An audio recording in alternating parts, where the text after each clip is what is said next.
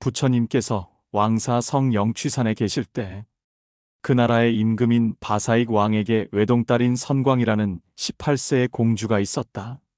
공주의 몸엔 금빛 서기가 감돌았고 총명하고 미인이어서 부왕과 왕비가 무척 귀여워하고 궁중에 드나드는 모든 사람들도 한결같이 공주를 사랑하였다. 어느 날 왕이 공주에게 말했다. 너는 나의 힘과 복에 의하여 많은 사람들한테 존경과 사랑을 받는구나. 그러자 공주가 정색을 하고 대답했다. 아니옵니다. 아바마마의 은덕이 한량 없습니다만. 알고 보면 제가 전생에 지은 복이 있기 때문입니다. 왕은 공주의 대답을 듣고는 섭섭하여 벌컥 화를 냈다. 내 말이 맞다면 너한테 그만한 복이 있는지를 어디 시험해보자.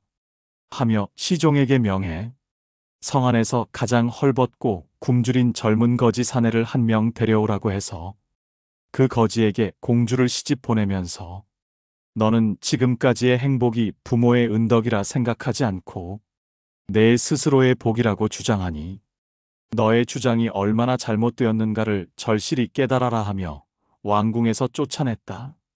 선광공주는 조금도 부왕을 원망하지 않고 자신의 주장을 후회하지 않았다.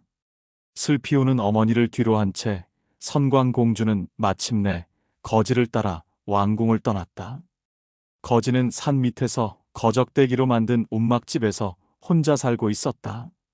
선광공주는 움막 속에 들어가 거지 남편에게 정중히 아내로서 인사를 하고 물었다. 저를 이해 못하는 사람들은 제가 새치 혀를 잘못 놀려서 그 재앙으로 왕궁에서 쫓겨나고 거지를 남편으로 모시게 되었다고 비웃을 것입니다만 저는 그 사람들과 생각이 다릅니다. 현생의 모든 행불행은 모두 전생에 지은 업보입니다. 오늘 우리가 부부의 인연을 맺은 것도 하루아침에 이루어진 것이 아닙니다. 모두 전생의 인연이지요. 현세에서의 불행에 대해 슬퍼할 것도 아닙니다. 모두 전생에 지은 업보입니다.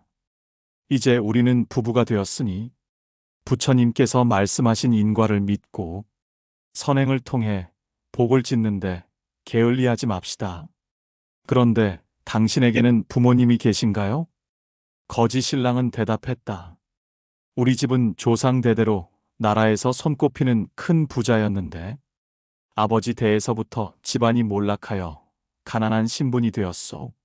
나는 외아들인데 어렸을 때 양친이 급살로 일찍 돌아가셔서 천지에 의지할 곳이 없는 고아거지 신세가 되고 말았소. 선광공주가 남편에게 말했다.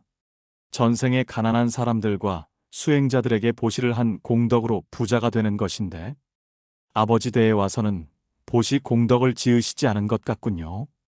혹시 당신은 부모님과 함께 살던 예전의 집터를 아시는지요? 그 터야 알고 말고 담장도 허물어졌고 쑥대밭으로 변해버렸는데 왜 집터를 묻는 거요? 아무것도 묻지 마시고 저를 서방님의 옛 집터로 안내해 주세요. 졸지에 거지의 아내가 된 선광공주는 남편을 따라 옛 집터에 이르자 혼자 사방 여기저기를 살펴보고는 한 곳에 흙더미를 파헤치기 시작했다. 거지 신랑은 이해할 수 없어 이상한 짓을 하는 아내를 바라만 볼 뿐이었다. 선광공주는 땅속 깊은 곳에서 보물이 가득 담긴 괴짝을 찾아냈다. 깜짝 놀란 신랑에게 이렇게 말했다. 보시를 하지 않았던 부모님이 보물을 집터의 땅속에 숨겼으리라 생각했지요. 세상의 어느 부모이든 자식을 위해 재산을 어떤 방법으로든 남겨놓으니까요. 부모님은 갑자기 유명을 달리하셔서 당신에게 유언할 기회가 없었을 겁니다. 이제 당신은 구걸을 하지 않고 저와 행복하게 살 수 있게 되었어요. 선광공주는 보물의 일부를 팔아 옛집의 터에 대궐 같은 집을 짓고 수많은 하인을 거느리며 호화롭게 살게 되었다. 한편 왕은 딸의 당돌한 태도에 너무도 괘씸하여 홧김에 거지에게 딸려 보냈으나 자기의 처사가 가혹했음을 후회하며 어느 날 시종에게 말했다. 내 딸 선광이 그동안 어떻게 사는지 궁금하니 비밀이 소식을 알아오너라. 소식을 알아온 시종이 아뢰었다. 선광공주는 놀랍게도 대궐 같은 집을 짓고 수많은 하인들을 거느리고 행복하게 살고 있는데 예전의 왕궁 생활과 다름이 없습니다.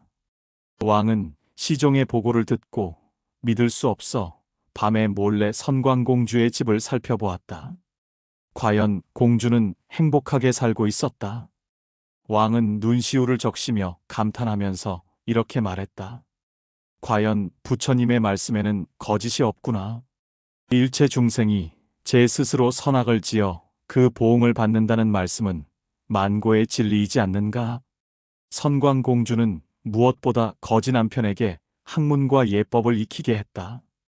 어느 날 선광공주는 남편에게 비단옷을 입혀 호화로운 수레에 태우고 수많은 시종들을 거느리게 하여 왕궁의 부모님께 인사를 드리도록 하고 부모님을 정중히 초청하도록 했다. 부왕과 왕비는 사위를 따라 딸의 집을 방문하니 딸은 예전의 궁궐 생활과 같이 행복하게 살고 있었다. 딸은 부모님을 만나 울면서 반가워했고 부왕은 딸에게 잘못을 사과했다. 왕은 부처님을 찾아가서 여쭈었다.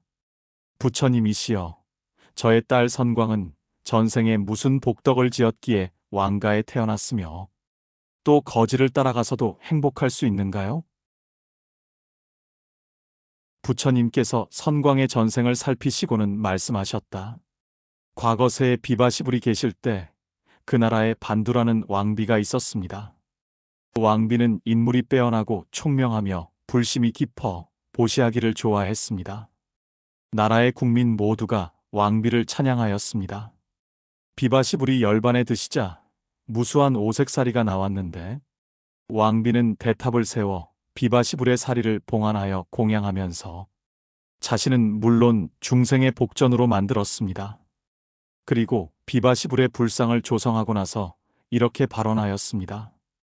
대자대비하신 부처님, 이 다음 세상에 제가 인도 환생하였을 때 제 몸에서는 금빛 광명이 나고 부귀를 누리면서 삼도와 판란을 만나지 않게 하시며 일체 중생에게 보시할 수 있는 사람이 되게 하여 주소서. 부처님께서 계속 말씀하셨다. 대왕이여, 그때의 왕비가 바로 오늘의 선광공주입니다.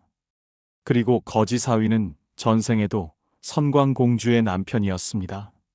전생에 아내가 수행자들과 가난한 사람들에게 보시할 때 남편은 보시하는 것을 싫어하여 허락하지 않았습니다.